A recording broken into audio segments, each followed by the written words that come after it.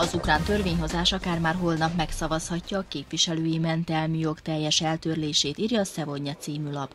A törvénymódosítási tervezetet a Régiók Pártjának frakciója terjesztette a legfelsőbb tanács elé.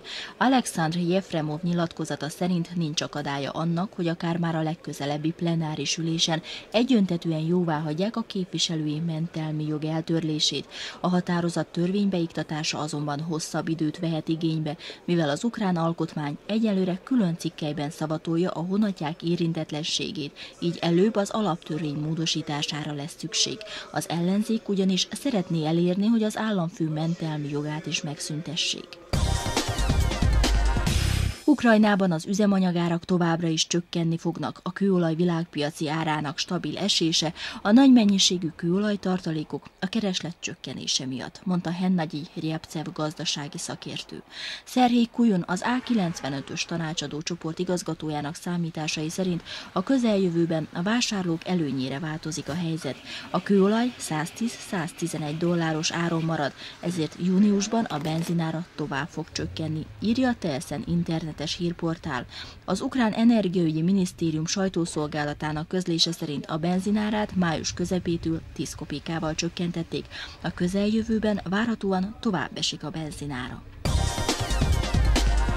Kárpátalján a teljes állásban foglalkoztatott 193 000 munkavállaló átlagkeresete 2132 hrivnya áll a megyei statisztikai főosztály adataiban. Ez 17%-kal magasabb, mint a múlt év azonos időszakában. Legjobban továbbra is az energiaszolgáltató cégeknél, a közlekedési vállalatoknál és a banki szférában dolgozókat fizetik meg. Havi illetményük 58%-kal magasabb a megyei középkeresetnél.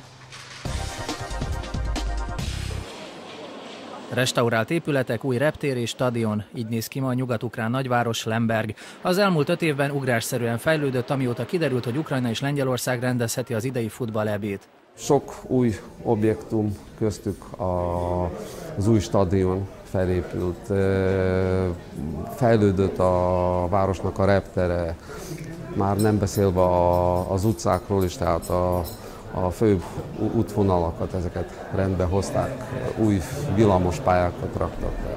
A bajnokságra azonban rossz fényt vet Julia Timosenko ügye. A bebörtönzött ex-miniszterelnök azzal vádolja az ukrán kormányt, hogy a börtönben megverették őt.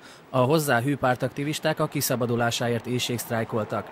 Azon kívül, hogy Ukrajnában szép stadionokat építettek, semmi mást nem tettek. Mi 2 hétig azért éheztünk, hogy felhívjuk a figyelmet arra, hogy Ukrajnában nincs demokrácia, mondta a párt helyi vezetője. Timosenko ügye miatt egy sor európai vezető mondta le az ukrán EB-re tervezett látogatását, és egyes elemzők szerint a turisták egy része is elmaradhat, bár a szállodafoglalások nem erről tanúskodnak.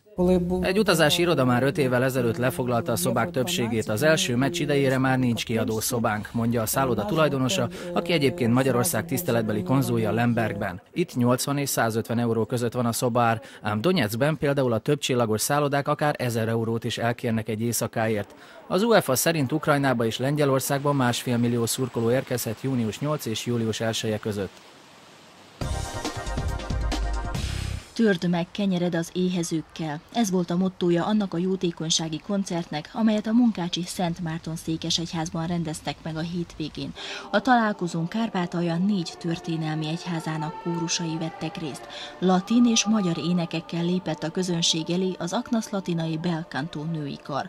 Több éve állandó résztvevője a koncertnek a Szent József budapesti kórus. Az előadás zárásaként a résztvevők együtt énekelték Mozart Alleluja című kánonját.